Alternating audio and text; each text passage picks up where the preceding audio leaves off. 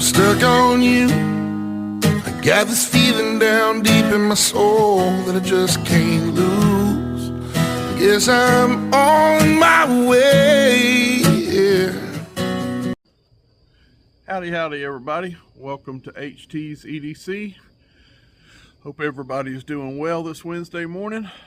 I'm going to do a brief panoramic view of my back patio here. I know you guys are always seeing this wood pile behind me, and as great of a backdrop as that may be, I'm sure you'd like to see a little something else. I always talk about the woods that are right here, right at my back porch, and you know, the squirrels and the deers that might just be off camera up here.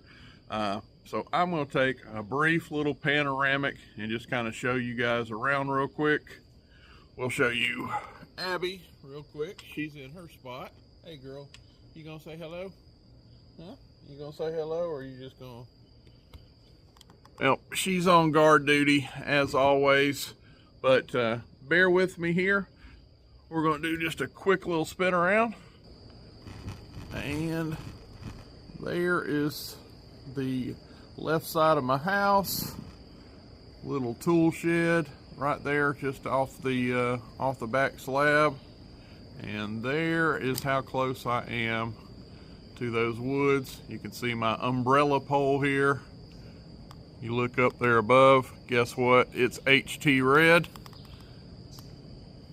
Coming on around here, and those are those woods I always talk about just off here to my right. Old wheelbarrow, nothing too crazy, but just thought I'd give y'all a little look around. It's kind of good looking view out here this morning, nice and sunny, so I thought I'd take that opportunity. And back to my ugly mug. How's everybody doing? Hope that was just a little better than always staring at my wood pile and my ugly face. Kind of show you a little piece of my tranquility out here on the back patio. But let's get into some knife related stuff. Got a mail call here from brother Jason up in Springfield, Missouri. You guys know him as Ozark Boy 417. He is one of my closest knife tuber friends in the community.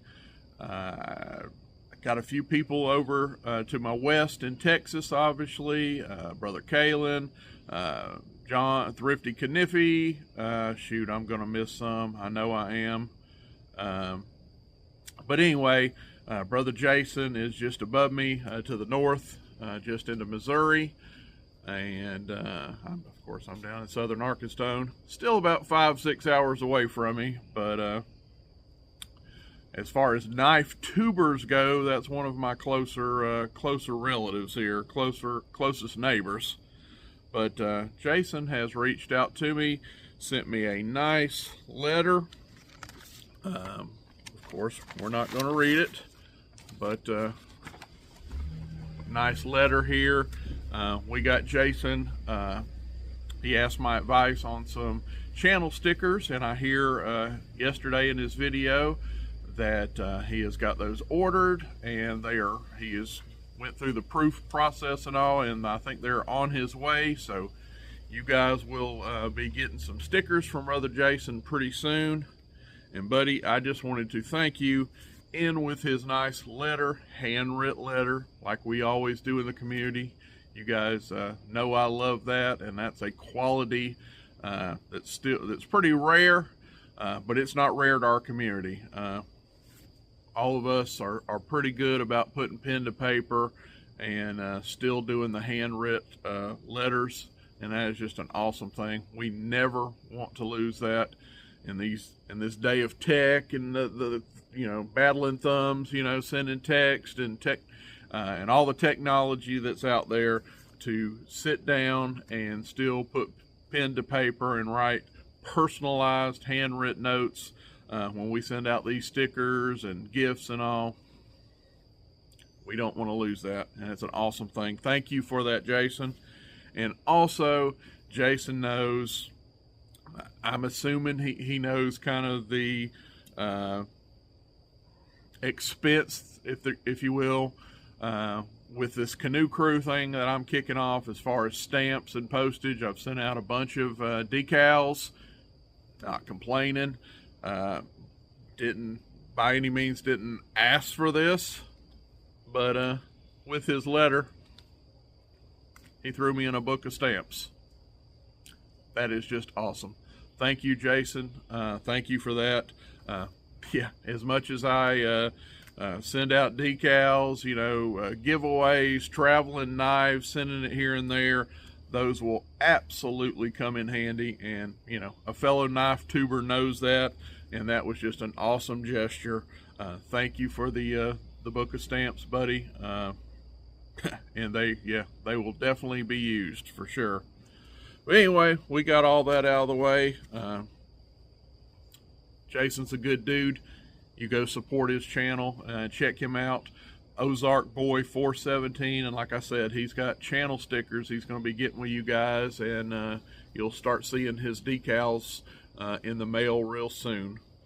But let's talk dives. And you guys know that HTs, if you've been around this channel any time, for any length of time, you know HT loves buck knives, HT loves red knives, and HT loves big knives, and maybe the only thing he loves more than a red knife is a stag knife. And his favorite buck knife, where we started there, is the 112. And this is a custom shop job that I had done, but I'm just showing you this for reference because you've heard me say that the Buck 112, I believe, inspired the Case Mako. And I think, of course, I would fail that on camera, right? There we go. See if we can go 2 for 2. Oh yeah, here we go. Buck 112, Case Mako, side by side,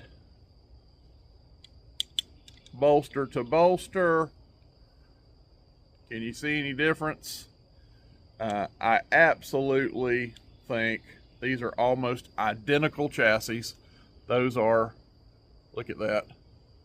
Those thumb studs are almost identical spots. These are bolster to bolster here, and I think they're actually identical. The Buck might have a 16th or 1/8 of an inch maybe taller than this guy, but I just wanted to show you the Buck 112, the similarities between a Buck 112 and the old Case Mako. And I love both of them. I absolutely love both of them. You guys know my sweet spot of my collection. I love, and I call these traditionals. Some people I've had argue lockbacks aren't a traditional pocket knife. Get out of here. I'm not even, sorry. You're wrong if you take that stance. I get it that they're not a slip joint. If you're saying that, a lockback isn't a slip joint, obviously, duh.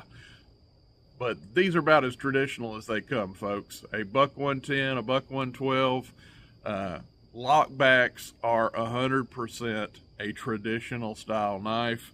They just have a lock. But anyway, I wanted to show you the 112, which I believe inspired the Case Mako, but we're not here for either one of these today. And I know this one's got a stiff spring. I'm gonna try to be cool on camera, but I gotta give this one a lot of wrist. Ha! We got it. This is the one I want to talk to you about today. I think I've showed it before on a 2 for Tuesday with this guy, but I thought, this thing needs its own video. This is the Case Mako Light, and this